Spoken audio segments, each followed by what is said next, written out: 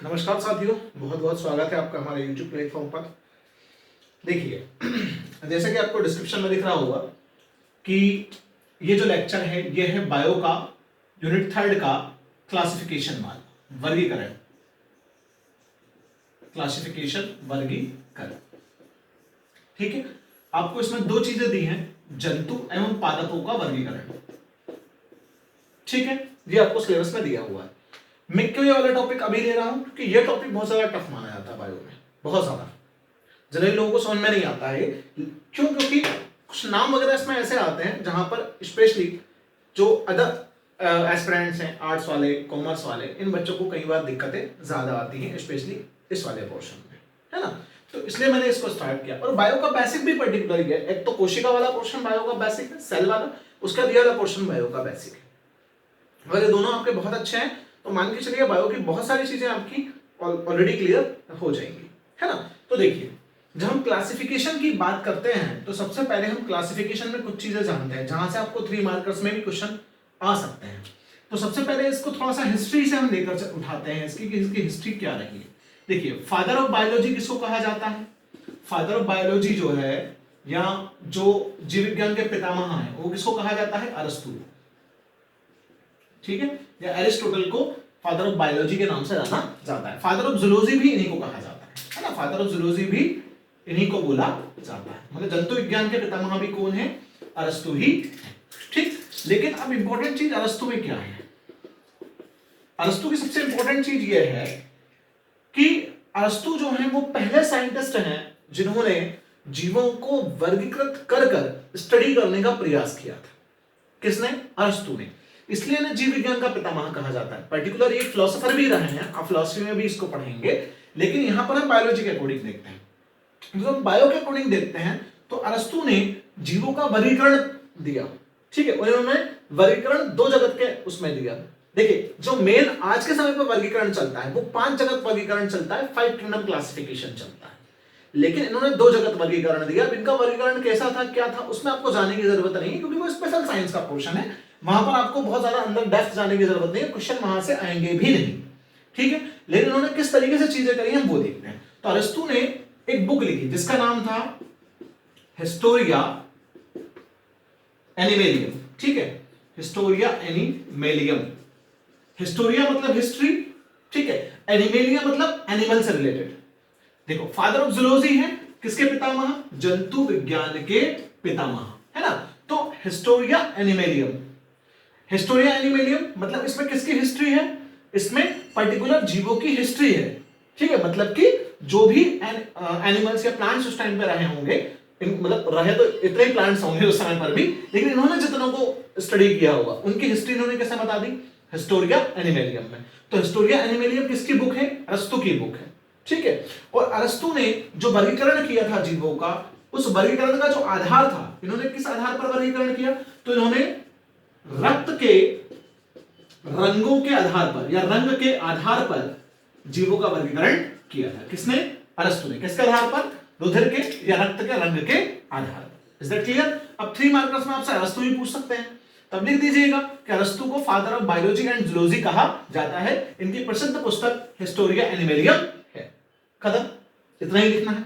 Historia एनिमेलियम अगर 3 number में पूछ ले तो हिस्टोरिया एनिमेलियम जीव विज्ञान के इतिहास से संबंधित अरस्तु की एक पुस्तक है जिसके अंदर वर्गीकरण है किसके आधार पर? रक्त के रंगों के आधार पर।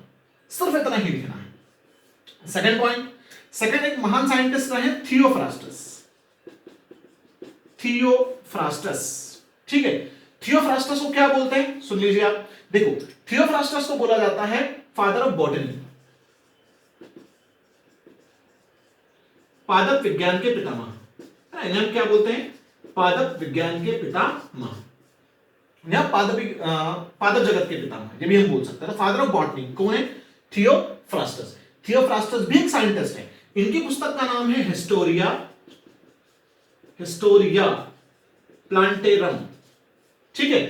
क्या नाम है? Historia plantarum. देखिए, यहां हिस्टोरिया एनिमेलियम है, यहां हिस्टोरिया प्लांटेरम है। Is that clear? क्योंकि इन्होंने किस पर स्टडी की है? मेनली प्लांट्स पर। और इन्होंने किस पर स्टडी की है? मेनली एनिमल्स पर। Is that clear? तो हिस्टोरिया प्लांटेरम किसकी पुस्तक है? थियोफ्रास्टस की। थियोफ्रास्टस पर्टिकुलर जब आप प्रकाश संश्लेषण पढ़ेंगे तो प्रकाश संश्लेषण में भी आप थियोफ्रास्टस को स्टडी करने वाले हैं, क्योंकि थियोफ्रास्टस प्रकाश संश्लेषण से भी जुड़े हुए व्यक्ति रहे। इनके बाद कौन आता है? तो इनके बाद आते हैं कैरोलस लिनियस। यहां से आपकी बहुत इंपॉर्टेंट चीजें स्टार्ट हो रही हैं, ठीक है। जो कैरोलस लिनियस बायो में बहुत ही इंपॉर्टेंट नाम है पर्टिकुलर, ठीक है। तो इनके बाद आते हैं कैरोलस लिनियस, कैरोलस लिनियस, ठीक है, बहुत इंपॉर्टेंट नाम, ठीक। कैरोलस लिनियस को आधुनिक वर्गीकी का पितामह कहा जाता है, आधुनिक वर्गीकी के पितामह, मतलब जो मॉडर्न टैक्सोनॉमी है, ठीक है, फादर ऑफ मॉडर्न टैक्सोनॉमी। तो फादर ऑफ मॉडर्न टैक्सोनॉमी किसको कहा जाता है? कैरोलस लिनियस को कहा जाता है। फादर ऑफ मॉडर्न टैक्सोनॉमी क्यों कहा जाता है? क्योंकि देखो टैक्सोनॉमी के अंदर क्या होता है, टैक्सोनॉमी का हिंदी होता है वर्गीकी। तो वर्गीकी का मतलब क्या है कि जीव विज्ञान की वह शाखा, ठीक है, बायोलॉजी की ब्रांच है, जीव विज्ञान की वह शाखा जिसके अंतर्गत जीवों के वर्गीकरण का अध्ययन किया जाता है, वर्गीकरण का अध्ययन किया जाता है, उसे वर्गीकरण टैक्सोनॉमी के नाम से जाना जाता है। अब देखिए एमपीपीएससी वालों का भरोसा नहीं है, वो वर्गीकरण की जगह आपको क्या दे देंगे? टैक्सोनॉमी। वो हिंदी में भी टैक्सोनॉमी लिख कर दे देंगे ऐसे, और बोल देंगे 3 नंबर में लिखिए, ठीक है। इसलिए कुछ इंग्लिश वर्ड्स हिंदी वाले भी जो है साइंस में ध्यान रखें, है ना। तो कैरोलस लिनियस आधुनिक वर्गीकी के पितामह। कैरोलस लिनियस जो है इन्हें द्विनाम पद्धति का जनक भी कहा जाता है, द्विनाम पद्धति का जनक, ठीक है, फादर ऑफ बाइनोमियल नोमेनक्लेचर, इसके जनक भी ये है। कौन? Carolus Linnaeus. द्विनाम पद्धति क्या है?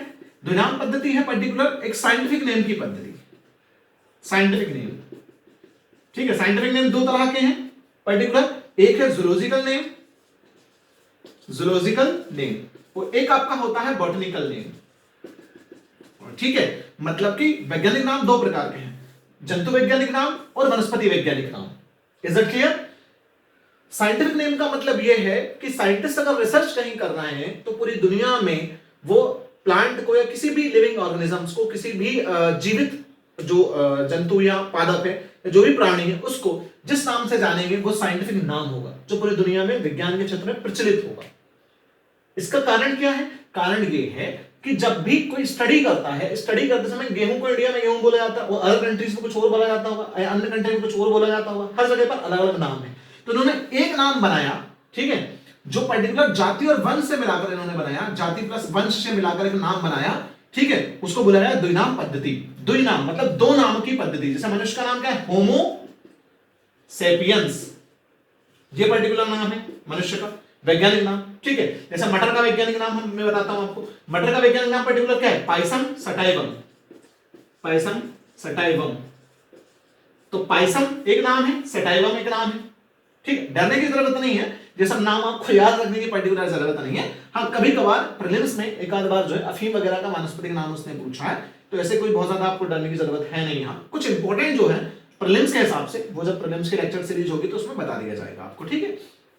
तो कैरोलस लिनियस आधुनिक वर्गीकी के पितामह, ठीक है, द्विनाम पद्धति के जनक भी किसको कहा जाता है? कैरोलस लिनियस को। और जो जीवों का द्विजगत वर्गीकरण सिद्धांत है या द्विजगत वर्गीकरण जो प्रतिपादित किया था, द्विजगत वर्गीकरण, द्विजगत वर्गीकरण में 2 जगत आते हैं, एक तो जगत पादप किंगडम प्लांटी और एक जगत जंतु किंगडम एनिमेलिया। ये किसने दिया है? ये कैरोलस लिनियस ने ही दिया है, ठीक है।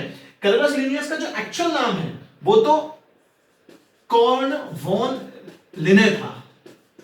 कैरोलस लिनियस का एक जानकारी के लिए बता रहा हूं, एक्स्ट्रा जानकारी के लिए, कॉर्न वॉन लिने, और कॉर्न वॉन लिने इनका नाम फिर इन्होंने कैरोलस लिनियस करा इस पद्धति के आधार पर, द्विनाम पद्धति के आधार पर। खुद का ही नाम चेंज कर लिया सबसे पहले, कैरोलस लिनियस रख लिया। क्लियर है?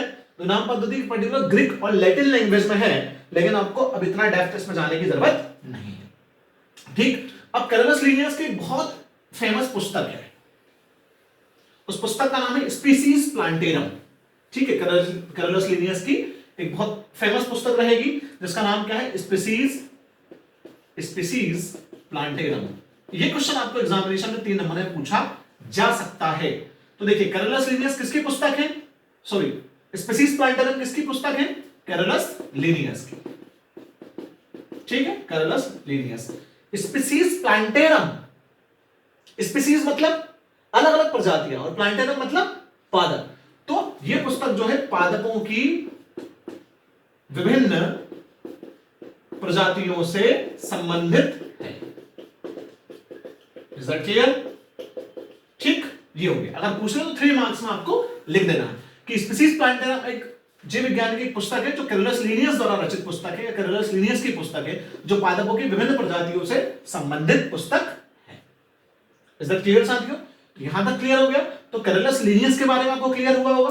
अब देखिए, द्विनाम पद्धति के बाद तन्नाम पद्धति आई, फिर चतुर्थनाम पद्धति भी आई, ठीक है, लेकिन आपको उन दोनों पद्धतियों पर या उन दोनों वर्गीकरण पर जाने की जरूरत नहीं है, ठीक है। आपका जो मेन वर्गीकरण है जो वर्तमान में भी चल रहा है वो है 5 जगत वर्गीकरण। This is very very important, ठीक है। यहां से आपका वर्गीकरण का एक्चुअल पोर्शन जो है, जो अभी प्रचलित है वर्गीकरण, वो यहां पर स्टार्ट हो रहा है। तो 5 जगत वर्गीकरण मतलब 5 kingdom classification, 5 kingdom classification. 5 kingdom classification की अगर मैं बात करूं तो 5 किंगडम क्लासिफिकेशन किसने दिया है, ठीक है। तो 5 किंगडम क्लासिफिकेशन दिया आर.एच. विटेकर ने, आर.एच.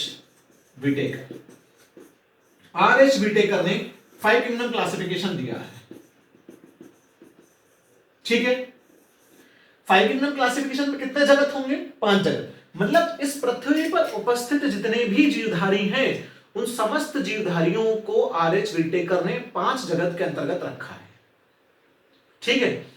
उस 5 जगत के अंतर्गत रखने के लिए इन्होंने वर्गीकरण के लिए किस चीज को आधार बनाया, इन्होंने किस प्रकार से वर्गीकरण किया, वो हमें यहां पर देखना है, ठीक है। और यहां से आपका वर्गीकरण का जो मेन पोर्शन है, जैसे अगर वो आगे बढ़ता है तो आपको कुछ चीजें यहां पर ध्यान में रखनी पड़ेंगी कि भाई वर्गीकरण में जो पर्टिकुलर एक एक चीजें हैं वो आपके क्लियर होनी चाहिए, क्योंकि वो हर एक चीज से उठाकर एकाधिक क्वेश्चन आपसे पूछ सकता है, ठीक है। तो सबसे पहले 5 जगत वर्गीकरण का आधार क्या है, कि किस आधार पर इन्होंने वर्गीकरण किया है। तो सबसे पहला पॉइंट इन्होंने जिस चीज को आधार बनाया वो था कोशिका की संरचना, ठीक है, मतलब स्ट्रक्चर ऑफ सेल। पहले इन्होंने इसको आधार बनाया, ठीक है, कोशिका की संरचना को, कि कोशिका की संरचना के आधार पर जीवधारी कितने प्रकार के रहते हैं, इन्होंने सबसे पहले यह बताया। ध्यान रखना, कोशिका की संरचना बोला है, कोशिका की संख्या नहीं बोला है। क्या बोल रहे हैं? कोशिका की संरचना, ठीक है। तो कोशिका की संरचना संरचना के आधार पर कोशिकाएं 2 प्रकार की होती हैं। एक होती हैं प्रोकैरियोटिक कोशिकाएं, ठीक है, जो मेरे सेल वाले लेक्चर में पढ़ोगे आप, प्रोकैरियोटिक कोशिकाएं, और एक होती है यूकैरियोटिक कोशिकाएं। तो prokaryotic cells and eukaryotic cells. Second इन्होंने जो आधार बनाया, ये पूरा इसका एक फ्लो चार्ट बनवा दूंगा आपको, ताकि उस फ्लो चार्ट में आपको क्लियर रहे कि वर्गीकरण कैसे कैसे हुआ है। ध्यान रखिए, बायो फिजिक्स और केमिस्ट्री बहुत ज्यादा टफ नहीं है, ठीक है, लेकिन पढ़ते समय आर्ट्स, कॉमर्स या अदर सब्जेक्ट्स वाले ये भूल जाएं कि उनका सब्जेक्ट आर्ट्स रहा है, कॉमर्स रहा है।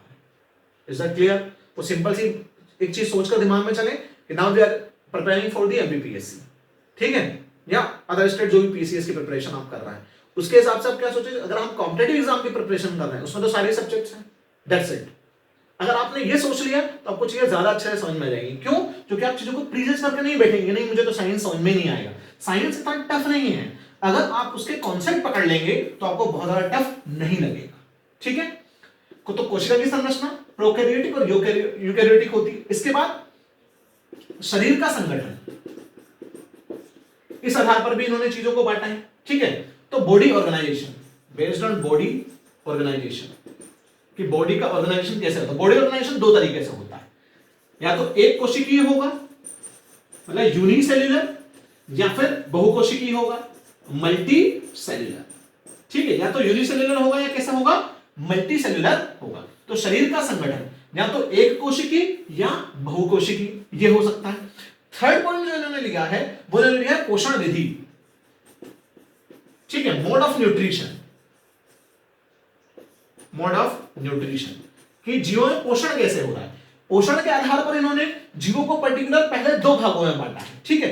पहले इन्होंने बांटा स्वपोषण या स्वपोषी, सेकंड इन्होंने बांटा परपोषी, मतलब ऑटोट्रॉफिक और हेटेरोट्रॉफिक। हेटेरोट्रॉफिक को भी 2 भागों में आगे बांटा है। Is that clear? तो ये मेन 3 चीजें इनका आधार है। तो 5 जगत वर्गीकरण किसने दिया है? RH Whittaker. आरएच विटेकर ने अपने वर्गीकरण का जो आधार है, बेस किसको बनाया? कोशिका की संरचना, शरीर का संगठन और पोषण विधि, इनको बेस बनाकर इन्होंने वर्गीकरण दिया है। अब आप ध्यान से कुछ चीजों को समझिएगा कि 5 जगत वर्गीकरण में क्या क्या चीजें और कौन कौन से जगत है। 5 जगत वर्गीकरण की हम बात करें तो सिर्फ 5 जगत होते हैं। पहला जगत कौन सा है? जगत मोनेरा या किंगडम मोनेरा। सेकंड कौन सा? जगत प्रोटिस्टा या किंगडम प्रोटिस्टा, इंग्लिश में किंगडम बोलते हैं। थर्ड कौन सा हो जाएगा आपका? जगत फंजाई, जगत कवक। फोर्थ हो जाएगा जगत पादप या किंगडम प्लांटिक, ठीक है। और फिफ्थ हो जाएगा जगत जंतु या किंगडम एनिमेलिया। ये 5 जगत पर्टिकुलर होते हैं, जगत मोनेरा, जगत प्रोटिस्टा, जगत कवक, जगत पादप और जगत जंतु, ठीक है। या जनरली इनको जगत पादप को पादप जगत लिखा हुआ होगा, जंतु जगत को जंतु जगत ही लिखा होगा, लेकिन मैंने जगत आगे लगा दिया, किंगडम आगे लगा तो कोई दिक्कत नहीं, मैंने इंग्लिश के हिसाब से आपको बता दिया। Kingdom Monera, kingdom Protista, kingdom fungi, kingdom Plantae और kingdom Animalia. Is that clear? अब इसको हम एक फ्लो चार्ट के थ्रू समझते हैं कि ये पांचों किस तरीके से यहां पर आते हैं। तो फ्लो चार्ट इसका हम देखते हैं। तो 5 किंगडम क्लासिफिकेशन का जब आप फ्लो चार्ट बनाएंगे तो कुछ चीजों को आप ध्यान रखेंगे, जो मैंने बेस यहां पर बताया है उसी बेस को यहां पर आप ध्यान रखेंगे, ठीक है। तो सबसे पहले कौन सा आधार था? याद करिए आप, सबसे पहले आधार था क्या? कोशिका की संरचना के आधार पर या कॉम्प्लेक्सिटी ऑफ द सेल, इस आधार पर, ठीक है। तो कॉम्प्लेक्सिटी ऑफ सेल में सबसे पहला क्या था? प्रोकैरियोटिक, प्रोकैरियोटिक, ठीक है। इधर क्या था? यूकैरियोटिक। तो जितने भी प्रोकैरियोटिक जीव हैं, जितने भी प्रोकैरियोटिक, वो सब आएंगे किंगडम मोनेरा के अंतर्गत। किंगडम मोनेरा है ना, कौन सा किंगडम है? किंगडम मोनेरा, ये फर्स्ट पॉइंट है। तो इस धरती पर जितने भी प्रोकैरियोटिक जीव हैं, जिनके अंदर प्रोकैरियोटिक कोशिकाएं पाई जाती है, वो सारे के सारे किसके अंतर्गत आ रहे हैं? सारे के सारे किंगडम मोनेरा के अंतर्गत आ रहे हैं। इसके एग्जांपल्स देखते हैं। तो इसके एग्जांपल्स हो जाएंगे, इसका पहला एग्जांपल आपका होगा आर्कीबैक्टीरिया। आर्कीबैक्टीरिया मतलब प्राचीन जो बैक्टीरिया है, प्राचीन जो जीवाणु है उनको बोलते हैं एंशिएंट बैक्टीरिया। यूबैक्टीरिया जो सख्त जीवाणु है उनको बोलते हैं यूबैक्टीरिया। और एक और है थर्ड इसमें, वह साइनोबैक्टीरिया। और साइनोबैक्टीरिया को हम बोलते हैं ब्लू ग्रीन एल्गी, नील हरित शैवाल। ब्लू ग्रीन एल्गी, नील हरित शैवाल भी इनको बोला जाता है। Is that clear? ये इसके एग्जांपल्स हैं किसके? प्रोकैरियोटिक। और इसके अंतर्गत सारे एक कोशिकीय जीव आते हैं, एक कोशिकीय प्रोकैरियोटिक जीव। प्रोकैरियोटिक जीव। अगर आप प्रोकैरियोटिक सेल को पढ़ेंगे तो प्रोकैरियोटिक सेल में आप पढ़ेंगे कि प्रोकैरियोटिक सेल डेवलप्ड सेल नहीं होती, इनमें सत्य केंद्रक का अभाव होता है, मतलब इनमें एक्चुअल न्यूक्लियस नहीं होता है, क्योंकि न्यूक्लियस के चारों तरफ न्यूक्लियर मेम्ब्रेन इनमें नहीं होती है, मतलब डेवलप्ड न्यूक्लियस नहीं होता है। कुल मिलाकर प्रोकैरियोटिक कोशिका कंप्लीट डेवलप्ड कोशिका नहीं होती है। इसलिए उसके अंतर्गत जितने भी जीव बनते हैं वो सारे के सारे जीव एक कोशिकीय ही होते हैं। तो किंगडम मोनेरा के अंतर्गत सारे के सारे प्रोकैरियोट्स आएंगे। तो प्रोकैरियोटिक में क्या है? मतलब प्रोकैरियोट्स किसके अंदर है? किंगडम मोनेरा के अंतर्गत। तो फर्स्ट किंगडम क्या हुआ है? Kingdom Monera. इसके बाद है यूकैरियोटिक। अब देखो यूकैरियोटिक का फर्दर हमने डिवाइडेशन किया है। तो यूकैरियोटिक का जो फर्दर डिवाइडेशन हुआ है वो किसके आधार पर हुआ है? तो यूकैरियोटिक का जो फर्दर डिवाइडेशन हुआ है वो हमारा सेकंड पॉइंट कौन सा था? हमारा सेकंड पॉइंट था कि जो जीव बन रहे हैं उनके संगठन के आधार पर, ठीक है, या बॉडी ऑर्गेनाइजेशन मतलब कि शरीर के संगठन के आधार पर, शरीर के संगठन के आधार पर। तो शरीर के संगठन के आधार पर हम यूकैरियोटिक को 2 भागों में बांटते हैं, ठीक है। पहला भाग कौन सा होगा? एक कोशिकी। अब एक कोशिकी तो इसमें भी आएंगे, ठीक है, इधर आएंगे बहुकोशिकीय, क्योंकि यूकैरियोटिक कोशिका भी एक कोशिकीय जीव उत्पन्न कर सकती है, मतलब यूनिसेल्युलर। तो इसके अंतर्गत जितने भी यूकैरियोट्स हैं जो एक कोशिकीय होते हैं वो आते हैं सेकंड किंगडम प्रोटिस्टा के अंतर्गत। किसके अंतर्गत आएंगे? किंगडम प्रोटिस्टा के अंतर्गत आएंगे। Is that clear? तो सारे के सारे किसके अंदर है? किंगडम प्रोटिस्टा के अंदर है। Is that clear? इतना क्लियर हुआ साथियों? अब बहुकोशी को भी आगे फर्दर डिवाइड करते हैं। तो बहुकोशी को जो आगे हम फर्दर डिवाइड करते हैं तो किसके आधार पर करेंगे? न्यूट्रिशन के आधार पर, मतलब पोषण के आधार पर, है ना। किसके आधार पर कर रहे हैं? पोषण के आधार पर। अब पोषण के आधार पर 2 प्रकार के, यहां हम देखें तो पहला कौन सा होगा? स्वपोषी मतलब ऑटोट्रॉफिक, और दूसरा कौन सा होगा? परपोषी मतलब हेटेरोट्रॉफिक, ठीक है। तो आप देखिए यहां अगर हम पर्टिकुलर बात करें स्वकोशी में, तो स्वकोशी में क्या आएगा, समस्त प्रकाश संश्लेषी जो पादप है वो, मतलब कि जिनके अंदर प्रकाश संश्लेषण होता है, मतलब समस्त हरे पौधे इसके अंतर्गत आते हैं। मतलब ये थर्ड वाला कौन सा किंगडम बन गया, kingdom Plantae, kingdom Plantae. Algae भी इसी के अंतर्गत आ जाएगा, क्योंकि कुछ एल्गीज में भी क्या होता है, कुछ एल्गीज में भी पर्टिकुलर प्रकाश संश्लेषण होता है। तो स्वकोशी, ठीक है। तो किंगडम प्लांटी, किंगडम प्लांटी मतलब जो पादप जगत है वो पूरा इसके अंतर्गत आ जाएगा। परपोषी, परपोषी को फिर से दो भागों में बांटा, ठीक है। मैं यहां आपको थोड़ा सा बता देता हूं, इसके जस्ट आगे वाला पोर्शन इसको हम रफ कर लेते हैं। यहां लिखता हूं मैं परपोषी, इसके जस्ट आगे आप यहां बढ़ा देंगे, ठीक है। आपका कॉपी में जगह होगी, मेरे पास बोर्ड पर इतनी जगह नहीं है, थोड़ा सा आगे बढ़ा लेते हैं ना। परपोषी में फिर से दो हैं और वही पोषण के आधार पर ही होगा, ठीक है। पोषण के आधार पर फिर से दो भाग हो जाएंगे परपोषी के। पहला आपका हो जाएगा, ठीक है, तीन यहां तक आ गया, किंगडम प्रोटिस्टा यहां था, किंगडम मोनेरा पहले आ चुका है, अब किंगडम प्लांटी भी आ गया है। अब बचे हैं दो, किंगडम कवक मतलब फंजाई और किंगडम एनिमेलिया। पोषण के आधार पर कैसे, यहां पर पोषण होगा अवशोषण के माध्यम से, अवशोषण से मतलब बाय एब्जॉर्प्शन, जिनकी बॉडी सीधे पोषण को एब्जॉर्ब करेगी।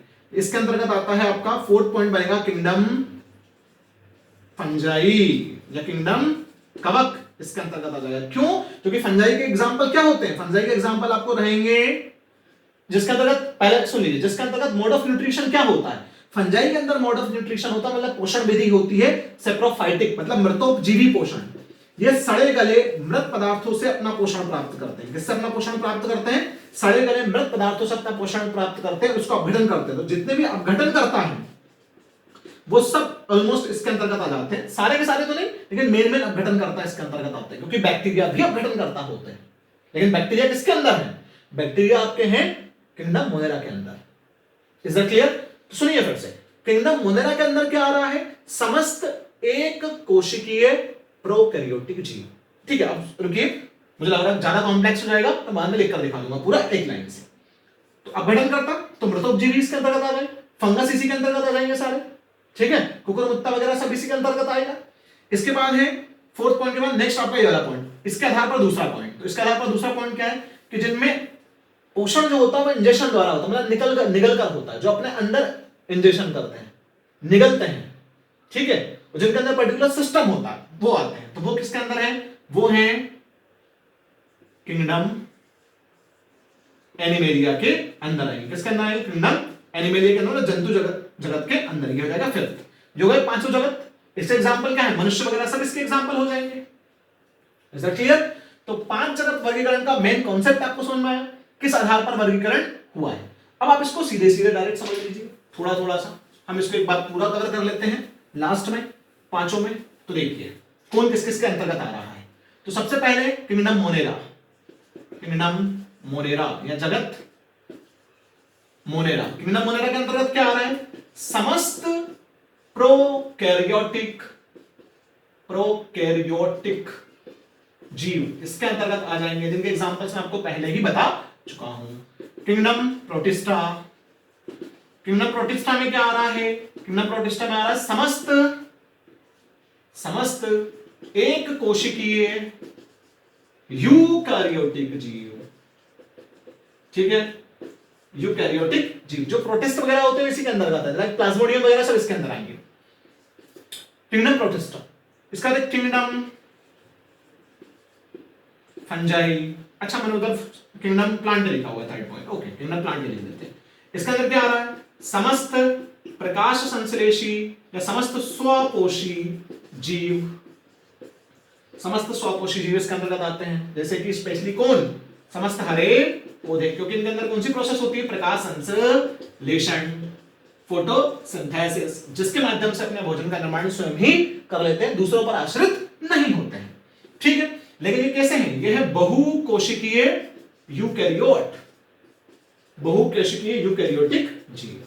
मतलब इनका शरीर कैसे बना है, एक से ज्यादा कोशिकाओं से मिलकर बना है। अच्छा, एक कोशिका बहुकोशिकीय में मेन डिफरेंस क्या है, एक कोशिकीय जीव का शरीर कितनी कोशिका से मिलकर बन रहा, एक कोशिका से। जितने भी समस्त प्रक्रियाएं हैं, जितनी भी जैविक क्रियाएं हैं, जितने भी बायोलॉजिकल प्रोसेस हैं, वो सब के सब कितनी कोशिका में होगी, केवल एक कोशिका में होगी। इसके अंदर वर्ग डिफरेंशिएशन नहीं होता है, क्योंकि अलग अलग काम करने के लिए अलग अलग कोशिका है नहीं। पाचन, श्वसन, उत्सर्जन, सारी जैविक क्रियाएं एक ही कोशिका के अंतर्गत होती है। अलग अलग कोशिका है नहीं ना, एक कोशिकीय है। बहुकोशिकीय में क्या, बहुकोशिकीय में अलग अलग कोशिकाएं हैं, है ना। बहुकोशिकीय में क्या है, अलग अलग कोशिकाएं हैं, जो कि बहुकोशिकाएं हैं। जीवों का शरीर कैसी कोशिकाओं से मिलकर बना है, बहुकोशिकाओं से मिलकर बना है, ज्यादा कोशिकाओं से मिलकर बना है, मल्टी सेल्यूलर है, इसलिए इनके अंदर वर्ग डिफरेंशिएशन होता है। मतलब अलग अलग कार्य को करने के लिए अलग अलग सिस्टम इनके अंतर्गत पाया जाता है। Fourth, kingdom fungi. Kingdom fungi में क्या, वही बहुकोशिकीय प्रोकैरियोटिक जीव इसके अंतर्गत भी आएंगे, लेकिन यहां पर वो आएंगे जो अपना पोषण कैसे लेते हैं, अवशोषण के माध्यम से। जिनका पोषण कैसे होता है, अपने शरीर से अवशोषण कर पोषण होता है, वो आएंगे किंगडम फंजाई के अंतर्गत, मतलब कवक। फिफ्थ पॉइंट, किंगडम एनिमेलिया, जो अपना पोषण पर्टिकुलर एक मेथड के थ्रू लेते हैं, जिसके अंदर उनके बॉडी के अंदर फूड जाता है, मतलब इंजेक्शन होता है, बॉडी के अंदर फूड क्या होता है, लिया जाता है, उसके बाद पाचन वाचन कराया जाता है। जैसे मनुष्य है, मनुष्य में मुख गुहा के माध्यम से, मतलब पूरी सिस्टमेटिक आहार नाल होती है, एलिमेंट्री कैनाल होती है। भोजन पहले मुख गुहा में जाता है, फिर उसको चबाया जाता है, फिर वो ईसोफेगस के माध्यम से स्टमक में जाता है, स्टमक में फिर विभिन्न एंजाइम्स और एचसीएल की क्रिया के माध्यम से भोजन का पाचन होता है। कुछ बचा हुआ पचित भोजन, मतलब अपचित भोजन का पाचन छोटी आंत में जाता है, थोड़ा बड़ी आंत में, और लास्ट में भोजन जो है एनस के माध्यम से, जो अपचित भोजन है वो शरीर से बाहर कर दिया जाता है, और जो पचित भोजन होता है उसको पर्टिकुलर हमारी बॉडी में एब्सॉर्ब कर लिया जाता है अंदर। और जो पर्टिकुलर भोजन के अवयव हैं, कार्बोहाइड्रेट्स, प्रोटीन्स वगैरह, इनको श्वसन के माध्यम से उपयोग कर ऊर्जा प्राप्त कर ली जाती है। क्लियर है। तो ये इस तरीके से यहां पर श्वसन हो रहा है, मतलब सॉरी पोषण हो रहा है। यहां अवशोषण के माध्यम से हो रहा है, यहां सीधे जीवधारी अवशोषित कर रहा है, अंदर निगल नहीं रहा है, अवशोषित कर रहा है। यहां क्या कर रहा है, अंदर निगल रहा है। तो किंगडम एनिमेलिया मतलब जंतु जगत, इसका अंतर्गत पर्टिकुलर अवशोषण नहीं, कैसे निगल कर होता, मतलब बाय इंजेक्शन। अब इंजेक्शन को क्या बोलते हैं, थोड़ा ध्यान नहीं आ रहा है हिंदी में, तो बाय इंजेक्शन लिख लीजिए आप, ठीक है। पर्टिकुलर यहां हम देखें तो इसके अंदर किंगडम एनिमेलिया कौन आता है, ह्यूमन बीइंग्स इसके अंतर्गत आ जाएंगे, और जितने भी मैमल्स वगैरह हैं, ठीक है, वर्टेब्रेट्स वगैरह, वो सब इसके अंतर्गत आ जाएंगे। Is that clear. तो आई होप साथियों इतना आपको पूरा क्लियर हुआ हो। अब इसके अंदर आपको जिस चीज पर विशेष ध्यान देना है वो आपका है किंगडम प्लांटिंग, क्योंकि उसने आपसे सिलेबस में क्या पूछा है। आप सोचेंगे सिलेबस में डायरेक्ट ये दिया तो यही पढ़ा देते, लेकिन ये सब अगर नहीं पढ़ते तो चीजें क्लियर नहीं होती, और वो हो सकता है यहां से भी आपसे क्वेश्चन पूछ ले। किंगडम प्लांटे आपको पढ़ना है, इसका आगे वर्गीकरण पढ़ना है, किंगडम एनिमेलिया, ये दोनों उसने आपको देके रखे हैं, क्योंकि पादपों का और जंतुओं का वर्गीकरण उसने आपसे स्पेशली पूछा है। तो हम आने वाले लेक्चर्स में इन दोनों का वर्गीकरण पढ़ेंगे, ठीक है। और एक और चीज यहां मिसिंग है, वो है यहां पर वायरस कहीं नहीं आया है। इसका मतलब वायरस को इन्होंने यहां पर रखा ही नहीं है, वायरस को अलग एक वो दे दिया ग्रुप। क्यों, क्योंकि वायरस में लिविंग एंड नॉन लिविंग दोनों के गुण पाए जाते हैं, जीव और निर्जीव दोनों के गुण वायरस में पाए जाते हैं, ठीक है। अब वायरस मल्टीप्लाई फिर कैसे कर लेता है, फिर कैसे वो अपनी सेल्स बना लेगा, जैसे कोविड-19 के समय जो वायरस है, कोरोना वायरस, कैसे उसने अपने आप को डेवलप कर लिया। तो जब मैं वायरस पढ़ाऊंगा तो उसका कॉन्सेप्ट भी आपको समझाऊंगा, डोंट वरी, ठीक है। उसको हम अलग से स्टडी करेंगे वायरस को, बट हम जो आने वाले लेक्चर्स हैं उसमें इन दोनों को स्पेशली स्टडी करने वाले हैं। तो मिलते हैं साथियों नेक्स्ट लेक्चर में, इन दोनों को कंप्लीट वहां स्टडी करेंगे, ठीक। तो इतना आप आई होप आपको समझ में आ गया होगा। और अगर आपको स्पीड वगैरह का कुछ मैटर आ रहा हो साइंस में तो आप बिल्कुल मुझे बता सकते हैं कमेंट बॉक्स में।